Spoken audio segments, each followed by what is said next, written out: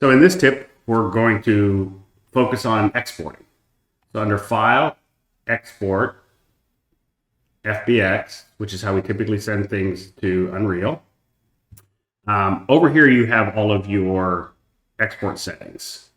So the typical ones you want for Unreal, we're going to leave our scale at 1 because we've changed our modeling scale in our previous test. We're going to go to Geometry, and we're going to make sure we export our smooth in groups, edge and tangent space. If we're happen to be exporting a armature, we're going to say no leaf bones. And so by making those changes, you're not going to forget to make them, and it's a whole lot easier. And then you're going to go up here to the plus sign and just call it Unreal Settings. That way, whenever you're exporting, you can use this drop down and immediately go to Unreal Settings, and all your settings will match, and you can export.